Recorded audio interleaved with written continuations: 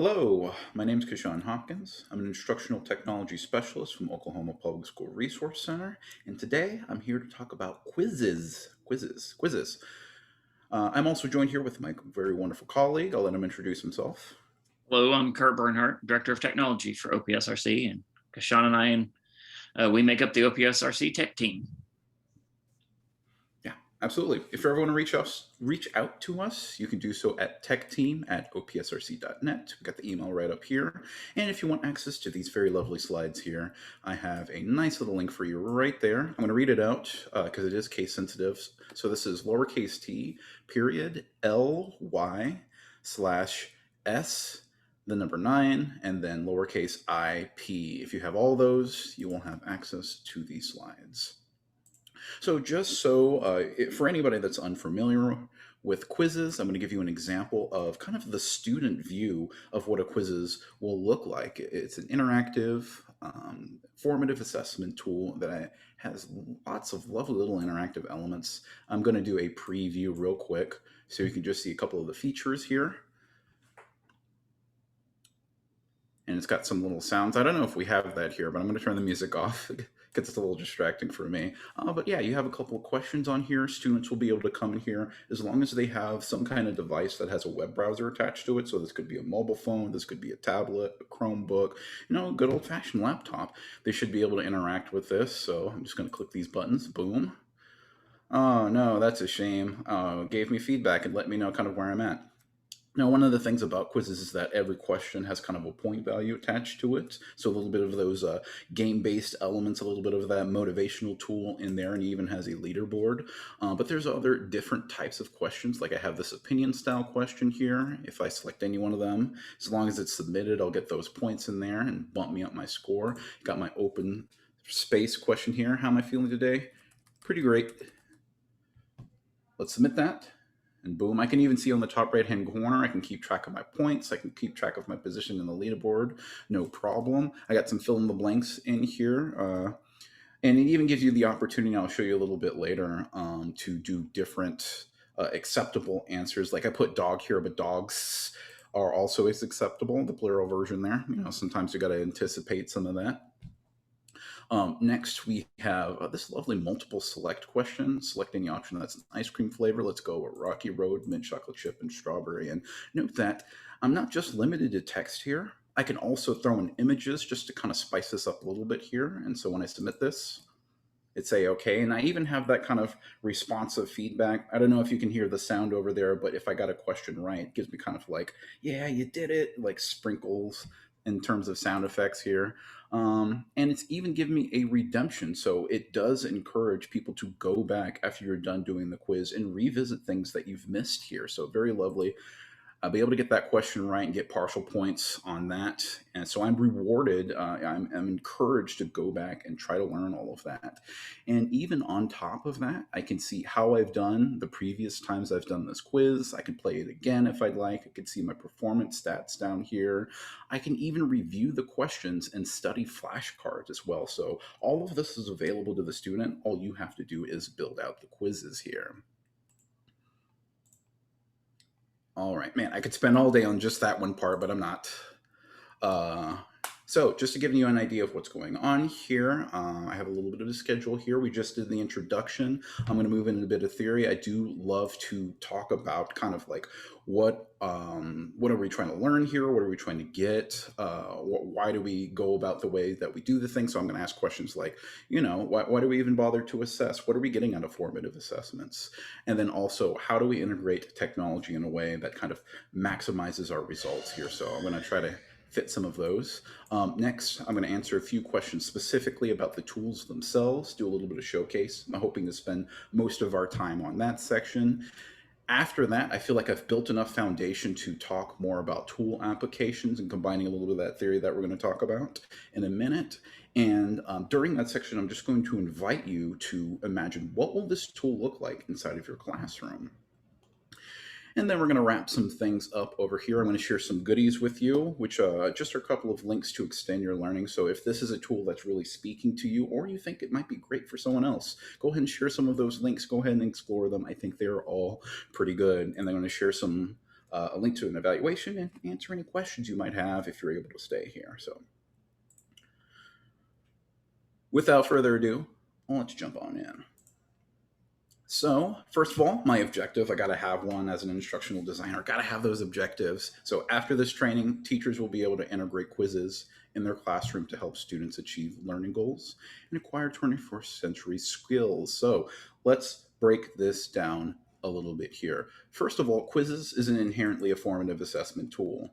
And just to put a little bit of thought on this, I just want us to wrestle with the question of why do we even bother to assess? Because at times it just feels like, it's just a thing we do, but I want us to intentionally try to design the way that we're going to use this tool so that way we are more likely to get the results that we are expecting here. And so I pulled this from an article from EdUtopia. I think it's a really good article, so I've linked it here in the slides as well. But the basic idea comes down to this, and you might be able to add or subtract on this list, but just to give us a couple of ways to think about assessment. The reason why we give it is, one, to give feedback. I think this is great for students because it makes what you're trying to do in your classroom respond to the needs of the students. The next thing is being able to apply standards. And so this is a way that we can kind of tell, like, what is the students learning and are they achieving those goals there? We can also use it to help evaluate progress on here so we can have an idea of how they meet those standards. And this one, just spending a little bit extra time on here because I think this one is overlooked commonly, but I think it's just as important as any one of these, is being able to relate progress. And the idea behind that is just what we're doing inside of our classrooms is not just like isolated events. Everything is kind of connected together in this web, in this story that we're trying to build from lesson to lesson, from unit to unit. So I think being able to have the students intentionally relate what they're doing to every single day that they spend in your classrooms, I think this is a good way to use assessment. And then finally, you use it to motivate performance. Now, it's very obvious how it does it for the students, but just to extend this a little bit, I think this is a good motivational tool. Assessment can be used to motivate yourself as well because it gives you an idea of what kind of impact you're making with what you're doing in your classroom.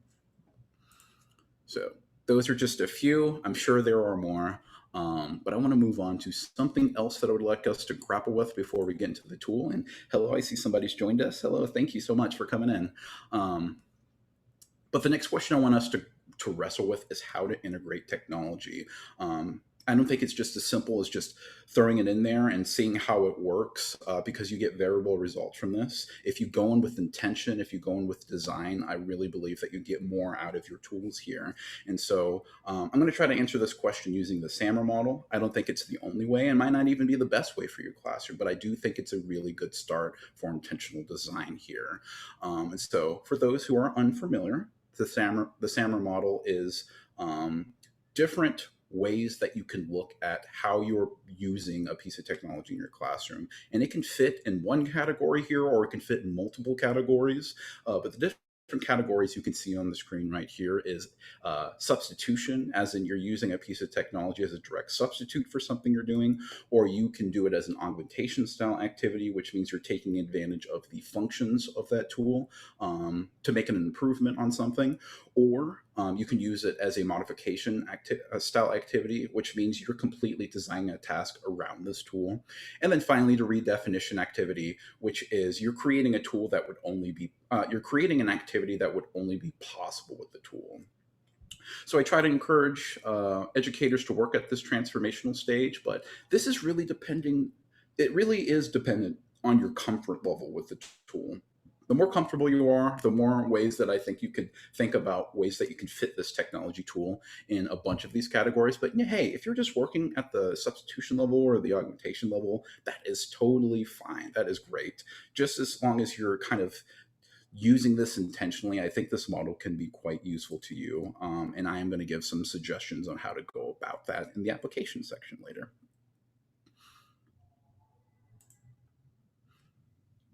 All right. Let's get to the meat of the matter, the reason why you're all here, I imagine, and that is, let's talk about Quizizz. Let me answer a couple questions, and then we're going to jump into the showcase here. First of all, What is Quizizz? It is an interactive quiz tool, very simply and very shortly here. I just want to talk about a couple of the features here. One really nice thing that sets Quizizz apart from other tools very much like it is that it brings in a lot of game elements. You saw that there were some points there, some leaderboards, there's sounds, interactivity there. It's real easy to use for different devices on there. You can insert media in here, or you can put videos, you can put images in there just to make it a little bit more interactive. You could do some math tools, which I'll show a little bit later. So if you have to build a math problem and you need a very specific formula, you can see a very, very robust mathematics suite in there. The math teacher in me is quite happy about that. The next thing is that you can assign a quiz as a homework, or you could do a live session in class. And the homework piece of this, I think, is quite great now that we've kind of embraced more of distance learning and trying to see what tools make this possible. And this is definitely a good one. And also, if you're already using the Google Suite, I think this plays really nicely with that. There's an integration between Google Classroom. You can also use this to generate reports, which I'm hoping that I have enough time. Finger crossed, we'll see. I think this is a really good part too. And you can connect parents to students so they can see the progress of their students. It's a good tool. And I don't want to waste any more time. I want to jump right into it. I'm really excited about it.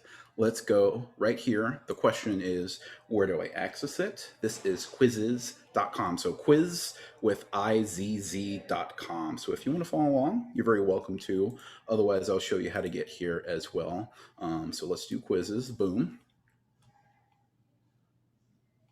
All right. I am already logged in, so I'm actually going to take one really quick step back. I usually like to, when I do stuff like this, show it what it looks like from the website all the way to when you log in. So that's why I'm going to step back here.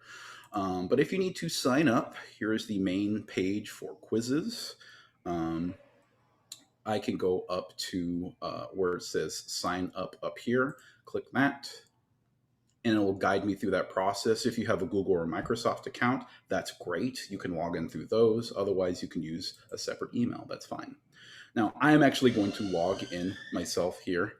So I'm just going to click on log in through my Google account here. Boom, boom, boom.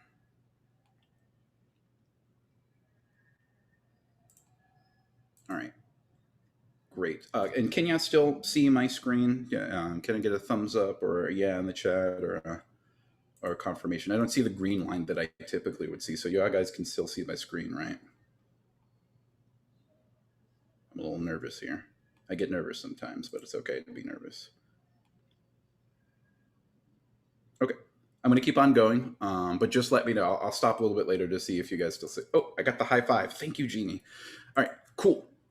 Let's keep on going here. So here is where the dashboard is.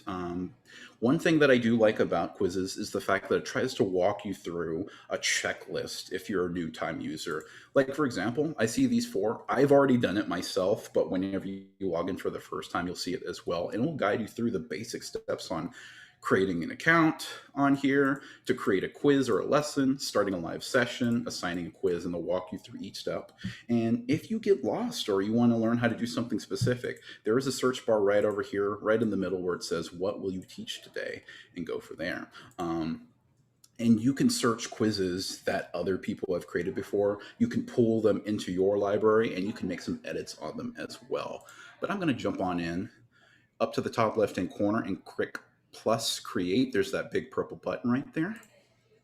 And I have two choices. I can create a quiz or a lesson. A quiz is just a bunch of questions. A lesson has a quiz as part of it, but you also can put slides in there as well. I'm going to go as basic as possible and just start a quiz. All right, let's type in a name here. Let's go with TechTalk's quiz test, something like that. Let's put it in a relevant subject. So this is kind of nice because this allows you to have your quiz be searchable, and you can search other people's quizzes. So there's loads of subjects in there that you could take advantage of. And I'm going to put professional development for right now. All right. This is where we make the magic happen, ladies and gentlemen, because this is where we could start putting in questions in here, building in parts of your quiz. And on the bottom right hand corner, just want to point out that little checklist over there, just to make sure that we have all parts of our quiz ripped and ready. So when we share that out, we have something of a good quality quiz here. If you want, you can go up here where it says teleport questions. You can click that little empty section there and it brings up this little screen here. And you can look for questions out of other people's quizzes, or up here in the top middle-ish of that pop-out menu where it says public quizzes. If I uncheck that, it will just show just my library. So if, for example, I wanted to pull a question from this quiz right here, and then I can go over here on the right hand side and I have this multiple choice question over here. I can click the add button in there, and then boom, it's already teleported in there. I have that question. I can make some edits, no problem. And so, yeah, absolutely, I got that. But maybe we want to add in a fresh question there.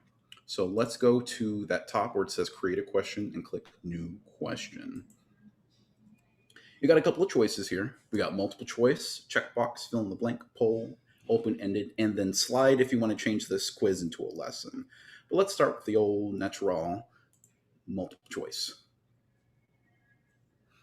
So this is quite good because on the left, we have all of the fields and blanks that we need to fill in. On the right, we have what things are going to look like. So you can already preview when you do a design. And I said before, I get a little bit nervous when I design stuff sometimes. Yeah, this helps me out because I get to see what it looks like on the user side of things. Cool. So let's slap in a question here. Let's go with, oh boy. The answer is C. There we go. Not much of a question, more of a prompt, but you can see how that works. So a lot of this is typing and just entering in information. You don't have to know any kind of programming or anything to make this work. If I want to slap in some math in here, I click the math button, and you can see robust as far as you want to get. There's even Greek symbols in there. You can get real crazy with this. You can add in images as well. I can put in some audio. I can record a little video. I'm not going to do those things because it's going to mess with the Zoom call that we're in. But yeah, there's that. And then what's a multiple choice question without choices here? So let's put in A, B, C, and D. And if I wanted to add more, there's a button that says add answer option there. And of course, I have to specify what type of, which one of these choices is correct. Let's go with the third one. I don't want to be a liar. But keep in mind, right-hand side over here, I have add math equation and add image for each one of these choices. So that means your students aren't just limited to what's in the fields. You can give them pictures to pick from or math equations to pick from, all really useful stuff in there just to make those choices a little bit more robust and exactly what you want. And as you can see, there's my question there on the right-hand side. Once this is ripped and ready, I can click on save. And there we go. Technically, we have a quiz with 2 questions. Very lovely. All right. We could add more on here, like images. We could apply a grade to it and whatnot, but I think this is probably good right now. Let me go to the top right-hand corner and click publish, because that's really all you need is just the questions in there. Once you do that, it'll ask a couple of things like, hey, what's the language? Did you want to put an image in there? Let's go with the grades here. I'm going to put this under professional development. And this last one, quite important, who can see this quiz? If you want to make it public, that's fine. If you want it to be only visible and editable by you, private is just fine. And your students can still have access to it even though you make it public. So I'm going to do that because no one wants to use this dumb old quiz that I put together. There's really nothing in here. But it's all good. All right, I got a couple more minutes here, so let's show a bit here on how to start up the quiz. You have 2 choices here. Either one, you could start it as a live quiz, which is this button on the left, or you could start it as a homework and assign it to like a class or a group of people, or you can give out a code. And just so like after you create the quiz, it automatically takes you to this page, but where it lives is over here on the left hand side of the navigation bar. If you click My Library, second one down, and then select the quiz that you want to use, you'll be taken over here once again. Okay. So, yeah, if I want to get it started, let's click Start a New Live Quiz. And you have two choices there. You can either do classic mode, which allows students to progress at their own rate, or you could do instructor based paced, which is kind of like you're doing it in front of the class. You're giving feedback from question to question. I'm going to go with classic. I think that's a good one to do. And from here, you can do things like pick your mode, like everybody answers their own questions, or you could do a team based thing. You can assign as part of a class, which you what that means is you can either build out a roster or import one from Google Classroom, and it's quite easy to do that. There are some settings down here I think that are worth looking through and seeing what your options are here. One thing I definitely want to point out, because it's something that I think is quite important, is the motivational aspect of the timer. Something by default, I believe. Yeah, typically it says default timer on here, and the idea is the faster a student responds to a question, the more points that they get. But that does create a little bit of an issue sometimes, depending on the maturity level of your students there, where they'll just try to answer super quick, not even looking at it for the bonus points, and they might get some questions wrong there. So if you want to, and I recommend that you take a look at this one, go to the timer section, click the drop down menu, turn off the timer. You don't have to have it for a good quiz. Yeah, that way all points are worth the same. It's really more focused on getting things right over things wrong. Okay, two last things that I just want to point out. Left hand side, if you click on reports, there are some really robust reporting features on here that's done for you automatically. When students respond to your quiz, it's built out here so you can see how each individual participant does, or you could look at the individual questions, do a little bit of an item analysis on here so you can see where the questions and the answers fall on here. You could do kind of an overview so you can see all of your students and all of their progress here kind of in one space. There's even kind of like a topic option on here where you can group questions into like if you have a standard, and you can call that a topic and then group all a bunch of questions into certain topics. So very lovely option here. And also classes. This is how you can import. If you're already using Google Classroom, fantastic. This tool works really nice with it. So if you go up here where it says importing existing class data, click on Classroom. I'm going to have to connect into it, but you basically will be able to select a class and import a roster in there. So let's see if this will play nice.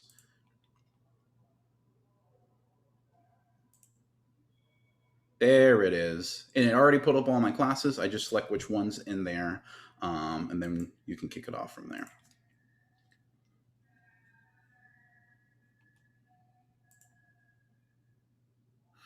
All right. We are going to round it up here. I have about 6-7-ish more minutes here. First of all, I just want to thank everybody for sticking with me up to this point. I appreciate it. You guys are amazing. But let's chat just a little bit at this part where I invite you all to visualize. Visualize. I just want you to imagine, what will this tool look like in your classroom? So I'm going to give you a couple of suggestions. There's more stuff out there, and I imagine if this tool resonated with you, you probably already came up with some of your own. But here are a couple of suggestions using that SAMR model I was mentioning a little bit earlier. First of which, a substitution style activity would be, replacing quizzes with Quizizz. I think this is a great alternative for that, and this really speaks to that kind of activity there. So that's a really easy win, I think, there for this tool. Next, augmentation style activity.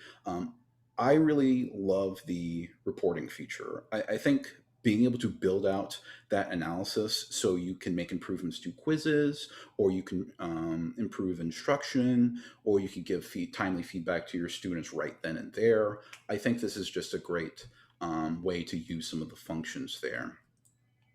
Next, modification style activity. In here, I was already talking about it. I'm kind of stepping on my lines here.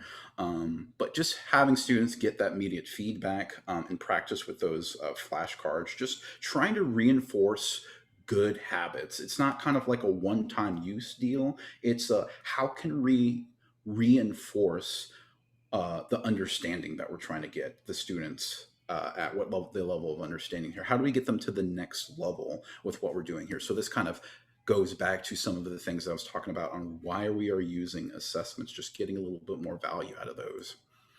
And then finally, redefinition activity. This would be something like using that data to improve the quiz, improve instruction, improve student understanding, all of this kind of tied together. So this is kind of, you could really use the different functions of quizzes to fit multiple parts of the SAMR model here and just really maximize the value that you're getting out of this tool.